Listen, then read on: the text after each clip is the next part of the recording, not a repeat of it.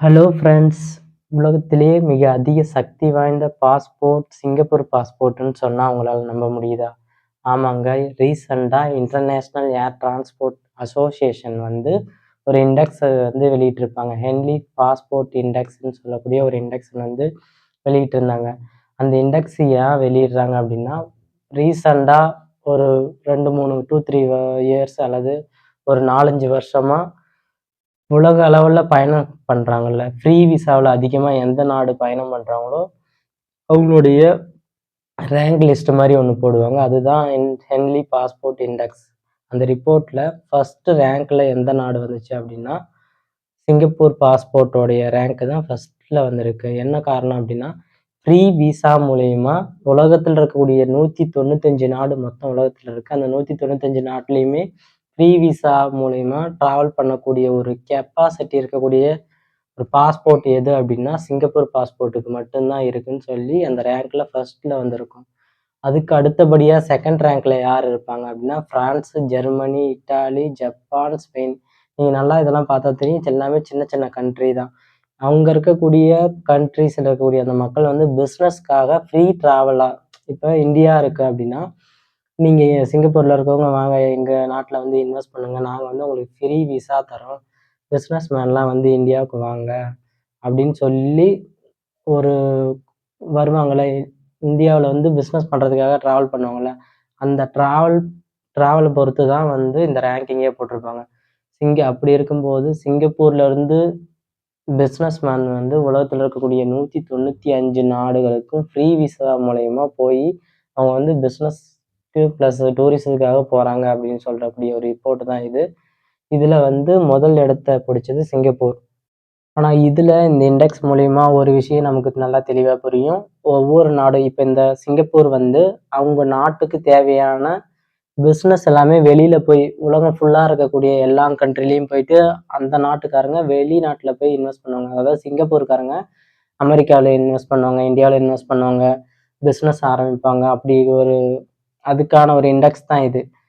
அப்படி பார்க்கும்போது அப்படி பார்க்கும்போது இந்தியாவுல இருக்கக்கூடிய பிசினஸ் மேன்லாம் இருக்காங்கல்ல, அவங்களுக்கு வெளிநாட்டுல இப்ப சவுதி அரேபியா, இல்ல அமெரிக்கா, இட்டாலி அந்த மாரி கண்ட்ரீஸ் எல்லாமே நீங்க வாங்க. நீங்க இந்தியாவுல இருக்கக்கூடிய பிசினஸ் மேன் நீங்க எங்க நாட்டுல பிசினஸ் பண்ணுங்க. இல்லாட்டி டூரிசமா வாங்க. நாங்க ஃப்ரீ விசா தர்றோம். அப்படின்னு இந்தியாவுக்கு சொல்லக்கூடிய எத்தனை கண்ட்ரின்னு பார்த்தீங்கன்னா 58 கண்ட்ரி தான்.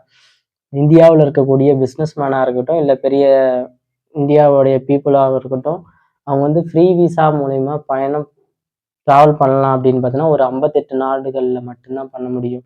அதே சிங்கப்பூர் பார்த்தீங்கன்னா, 195 நாடுகள்ல பயணம் செய்ய டிராவல் பண்ணலாம். மத்த யூரோப் கண்ட்ரியா இருக்கக்கூடிய இத்தாலி, ஜெர்மனி இவங்க எல்லாமே ஒரு 192 நாடுகளுக்கு ஃப்ரீ விசா மூலியமா டிராவல் பண்ணலாம் அப்படின்னு சொல்லி இந்த ரேங்க்ல குடுத்திருப்பாங்க. இந்த ரேங்க்ல இந்தியா பார்த்தீங்கன்னா 82வது இடத்துல பிடிச்சிருக்கும். 82வது இடத்துல நம்ம பிடிச்சிருக்கும்போது நல்லா தெளிவா தெரியும். நம்ம இந்தியாவுல இருக்கக்கூடிய பிசினஸ் மேன் வெளியில போயி இன்வெஸ்ட் பண்ணி, அதாவது பிசினஸ் இந்தியாவுக்குள்ள கொண்டு வரது ரொம்ப கம்மின்றது இந்த இண்டெக்ஸ் மூலியமா நம்ம தெரிஞ்சுக்கலாம். இந்தியாவுல வேலைவாய்ப்பு பிரச்சனைக்கு இந்த இண்டெக்ஸ் மூலியமும் ஒரு தெளிவான முடிவு நமக்கு கிடைக்குதுன்னு நம்ம புரிஞ்சுக்கலாம். இந்த இண்டெக்ஸ்ல பெஸ்ட் பெர்ஃபார்மன்ஸ் பண்ணுனது எந்த கண்ட்ரின்னு பார்த்தீங்கன்னா, UAE, United Arab Emirates, Dubai சொல்றோம்ல, அந்த கண்ட்ரி தான் இந்த இண்டெக்ஸ்ல பெஸ்ட் பெர்ஃபார்ம் பண்ணியிருப்பாங்க. எப்படின்னா, அவங்க லாஸ்ட் இயர்ல 152 டெஸ்டினேஷன் 152 நாடுகளுக்கு ஃப்ரீ விசா வாங்கியிருந்தாங்க. இப்ப யுஏஇல இருக்கக்கூடிய ஒரு பிசினஸ் மேன் 152 நாடுகளுக்கு ஃப்ரீ விசா மூலியமா போயிட்டு அந்த நாட்டுல பிசினஸ் பண்ற மாரி இருந்து. இந்த வருஷத்துல வந்த ரிப்போர்ட் படி 185 டெஸ்டினேஷன் பிடிச்சிருப்பாங்க. அவங்க டாப் ரேட் ஒரு 10 ரேங்க்குள்ளார அவங்க யுஏஇல இருப்பாங்க. சின்ன சின்ன கண்ட்ரி தான். அவங்க வெளிநாட்டுல அதிகமா முதலீடு போடுறாங்க. அதனால தான் இந்த இண்டெக்ஸ் சொல்லியிருக்கோம். இந்த இண்டெக்ஸ் மூலியமா லாஸ்ட் இடத்த பிடிச்ச ஒரு கண்ட்ரி எதுன்னு பார்த்தீங்கன்னா, ஆப்கானிஸ்தான். ஆப்கானிஸ்தான்ல இருந்து ஏன்னா அங்க ஆல்ரெடி நெறைய ப்ராப்ளம் போயிட்டு இருந்து, நெறைய தீவிரவாதிகள் இருக்கிறதால, அந்த நாட்டுல இருக்கக்கூடிய பிசினஸ் மேனா இருந்தாலும் சரி, அந்த நாட்டு மக்களையும் சரி, அந்த நாட்டில் இருக்கக்கூடிய அதிகாரிகளை கூட எந்த நாட்டுக்காரங்களும் கூப்பிட மாட்டேங்கிறாங்கன்ற ஒரு விஷயம் நம்மளுக்கு தெளிவா புரியுது. ஏன் அப்படின்னா, அவங்க சப்போஸ் தீவிரவாதியா இருக்கலாம்ல.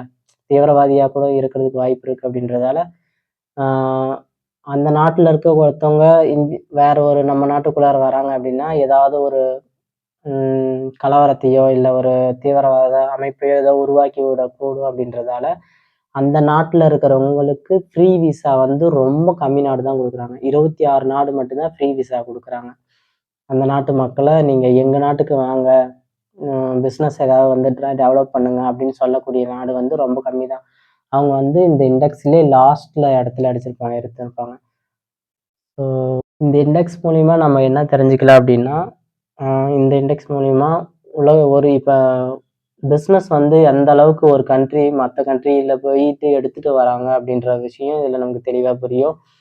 அதுல வந்து பிசினஸ் வந்து இப்ப சிங்கப்பூர்ல இருக்கக்கூடிய மக்களும் சரி, சிங்கப்பூர்ல இருக்கக்கூடிய பிசினஸ் மேனும் சரி, உலகத்துல இருக்க எல்லா 195 நாடுகள்லயும் போயிட்டு அவங்க நாட்டுக்கு தேவையான பிசினஸ் வந்து எடுத்துட்டு வராங்க. இல்லன்னா இவங்க போய் அங்க வெளிநாட்டுல போயிட்டு இன்வெஸ்ட் பண்றாங்க.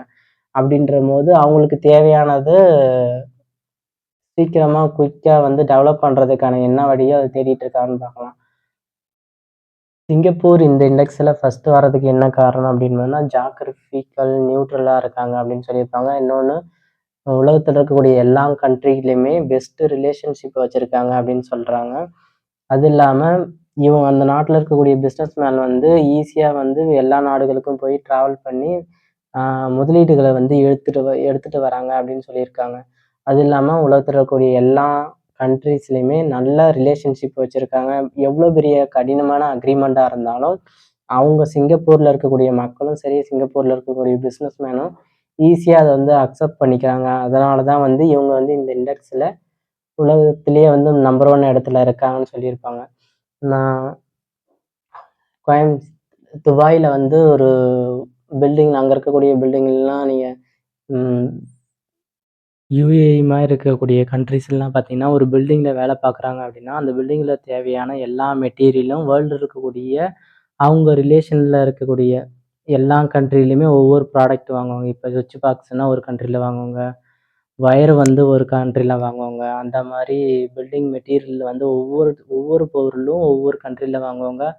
அவங்களுக்கு தேவையான எல்லா பொருளுமே வந்து பார்த்தீங்கன்னா, எல்லா கண்ட்ரிகிட்டயும் கேட்டு வாங்கிக்குவாங்க. அது வந்து பெஸ்ட் ரிலேஷன்ஷிப்பா இருக்கும்.